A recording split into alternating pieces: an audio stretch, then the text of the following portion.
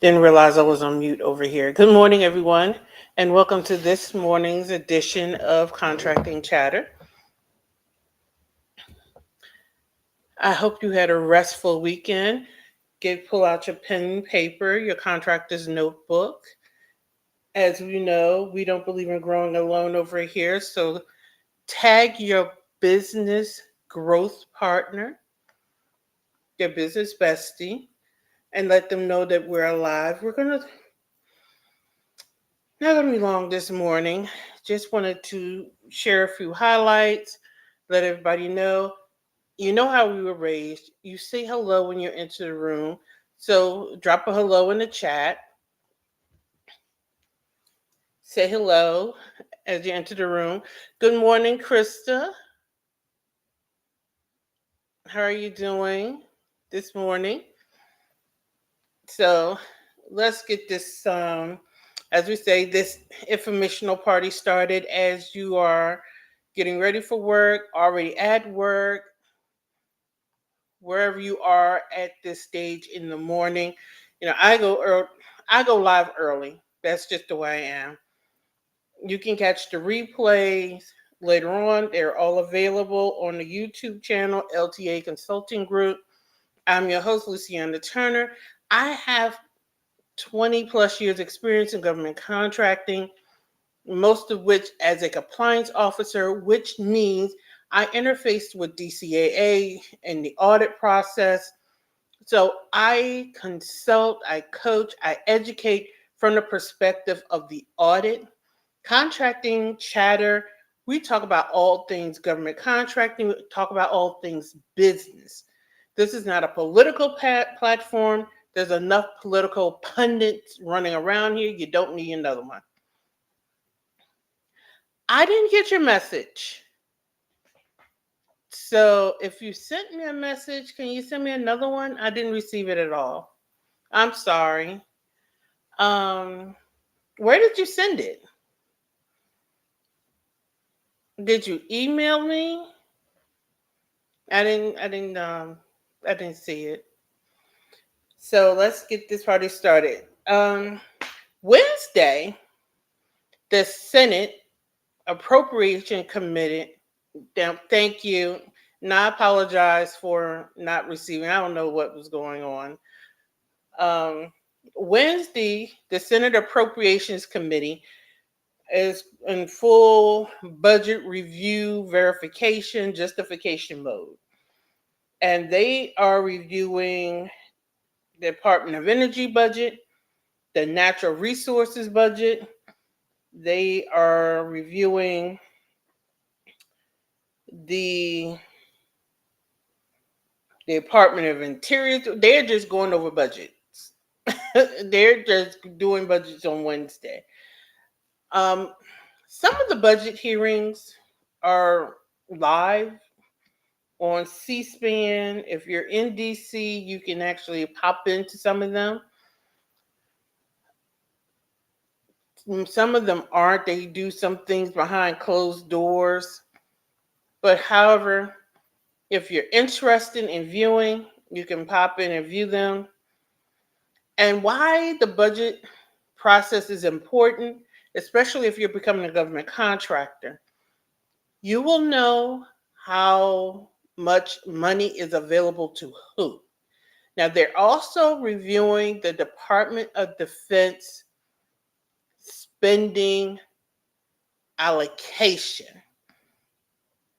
And this is where they're looking at where the Department of Defense is looking to spend their money. And they're looking to approve certain programs the Department of Defense is looking to fund. So it'll be interesting to see where all of this falls out on Wednesday. Department of Defense have some initiatives they have been they're picking up the mantle with and running with. And they, quite frankly, they're gonna find the money for it one way or the other if they just have to reallocate funds. So that's what they're going to do. So Wednesday is the appropriation committee's day in the Senate. You know what? I didn't mean to track that other bill and the tax and the Ways and Means Committee. I need to go back and I'll report back on that because I am interested to see the outcome of the tax bill. If that gets passed, I personally think it's going to get passed just because of what the IRS statement that they issued. So I personally think that we are going to a mandatory tax system. So, well, I just want to see exactly where that falls out at. Um, and the Department of Commerce. Now, before I go there with the Department of Commerce, there's something called the Federal Registry. Every piece of legislation is posted there for public comment. What does that mean? Basically, we the public has a say before any law becomes final. We get to read it. We get to say this is too vague. I don't know what this means. We get to say no, not the way this is written. We have a voice in a lot of this. As business owners, we have the opportunity to say this will adversely affect us as the way it's written. We have the opportunity to say the way this is written, hey, all well and good. The public registry is our friend if we actually go there and read what's written there. So, and a lot of the legislation is there even before it passes, a lot of times. So, a lot of things hit the street getting ready to be implemented, and people are just up in arms about it. Well, why this stuff was snuck past us? It was on the registry and it was open for public comment. And a lot of things that are out here as conspiracy theories now, caveat, there are a lot of people out here that need to take some medication, go lay down. But a lot of these things that have been talked about for the last 2 or 3 years were on the Federal Registry. Anybody could have read it. Anybody had an opportunity to comment on it, express concerns, influence the final bill, say, and if there's enough public outcry, they actually will pull it back and say, no, nobody's going for this. So the president issued an executive order October 30th of last year. It was called the Safe, Secure, Trustworthy Development and Use of Artificial Intelligence. When AI first hit the scene, people brought up concerns about its use, and there was legitimate concerns. So the president said, hey, let's get ahead of it. Well, he didn't say it, but he took the advice of some of his advisors. So for this reason, the Department of Commerce proposed a rule through its Bureau of Industry to monitor foreign actors and how are they accessing it? How are they using it? Now, somebody's going to say, well, that's good that they're monitoring foreign actors. Now, because the government has adopted zero trust or zero sum trust, and somebody's going to say, what is that? That's basically they don't trust anybody. They don't trust anybody, and the assumption of trust is no longer there with the government, and that's just what they're saying. And that's for American-based businesses. I see this rule being broad brushed eventually. And most likely it is broad brushed and is just under a separate rule. Or it's being adopted under the expansion of zero trust and the CMMI adoption. AI and everybody's rapid adoption of it and everybody's embrace of it is the new way or the new concern of how malware, spyware, yourware, myware is infiltrating computer systems. Now, I'm not a computer tech person, but I do know that it is another way of like scripts infiltrating computer systems. And once one person's computer gets hacked or infiltrated, they can then funnel into other people's systems. And then that's how like corporate espionage and all of this, if you don't pay me X amount of money, then I'm going to ransomware your system. So the Department of Commerce was tasked with coming up with a way to monitor who is really using this and issuing a rule for the protection of our commerce systems. So once they do the monitoring, protect ourselves from foreign actors, this rule would then get carte blanche to domestic actors as well. Here's the thing. There are businesses and there are savory, unsavory characters who are already cloning other people's businesses. They see that you are leading a successful business, name their business close to yours, name your business close to yours, and just clone your business to siphon off as much of your business as they can. And with the adoption of AI, it'll make it easier if you're not on your P's and Q's. And I know somebody's going to say you're just sounding like doom and gloom.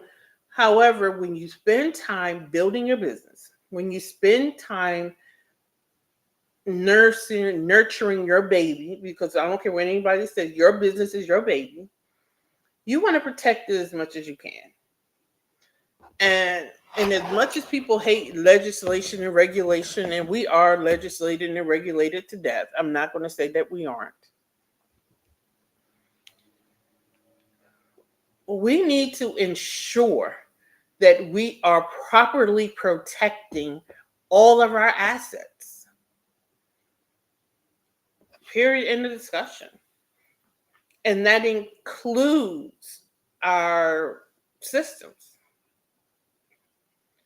And who wants to spend time developing something for somebody else to come in and steal it because they are too lazy to develop something of their own? Let's just call it what it is. And I'm going to just segue a little bit. And that includes brand reputation.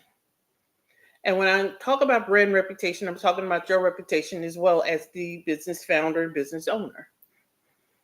And that goes around with this whole notion of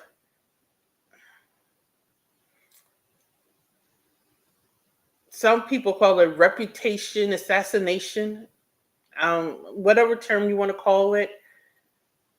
We have to be careful with how we are labeling people, especially when we are engaging with people, especially on the internet. A simple misunderstanding can lead to reputation assassination. Now, I grew up in the 80s. I spent my youth in the 80s. I'm an older woman. And defamation suits were large and in charge back then. And I don't know why we got away from that. And I actually see a return to defamation suits. Once upon a time, I believe it was Grant Cardone who said bad press was all press was good press. Bad press was good press. And he is the king of turning bad press into good press. However, I do believe that we have to be mindful of how we label people because as business owners and business founders, any hit to our reputation is a hit to our business. Remember, government contractors, you are the face of your business. Remember, business owners, you are the face of your business. You are the public representative of your business. And while you and your business are two separate entities, you represent your business. So anything that you do that is negatively viewed can affect your business, right or wrong. Now, I'm not telling you to be disingenuous. You be who you are and you be who you are proudly. I'm telling you also to be prepared to weather any storm that comes along with that. That is why I always tell my clients and anybody in my circle to have a board of advisors, which includes an attorney. Don't listen to anybody who tells you you don't need an attorney. You do. And what I've also come to realize is you need somebody who can give you public relations advice. Somebody who can help you take a negative and spin it into a positive. Now, my marketing coach went viral on TikTok when she announced her engagement. And I didn't see all the stitches from her announcement. Now those people were just petty and bitter. I'm saying it. I'm standing 10 toes down on my platform saying they were petty and bitter. But she was the perfect example of taking a negative and spinning it into a positive. And we all must learn how to do that. But she's also the personification of weathering the storm. I was on her training Saturday, and trolls infiltrated a marketing training, sat through an hour and a half of marketing training. I mean, good marketing training. Just to sit there an hour and a half to spam her Zoom comment, sat on a Zoom call at that, to spam her Zoom comments with the most atrocious and egregious stuff that you ever want to see. And when I tell you, you could knock her off her square, she saw it, told her staff, somebody get that off of there, instructed us to spam the comments with positivity, and then kept on going. That is what you call weathering the storm and not getting distracted and staying hyper focused. In business, and this is a business lesson, there will always be something or someone who will come along and try to knock you off your square. And you don't have to be doing anything wrong. Just because someone comes along with a story or a narrative about someone else in business does not make that story or narrative true. Just because someone comes along in business and decides to be a troll does not mean you need to allow it to affect you in that moment. And in that moment, what I saw my business coach do, my marketing coach do, she demonstrated, in fact, after the training and her group, I saw several people say that she executed so effortlessly, they didn't even see it. And I'm sharing this on this platform for this reason. And I'm sharing this because we don't talk enough about the storms we have to weather in business. We make business sounds like it's peaches and creams, and especially in government contracting. It's all business and creams, and it's only about the proposal, and it's all no. There are people who are out here just to knock you off your square. There are people who take pleasure in infiltrating your trainings and infiltrating your meetings. They will pay good money to attend your events to just be disruptive for the sake of being disruptive. And I encourage you to not allow it to knock you off your square.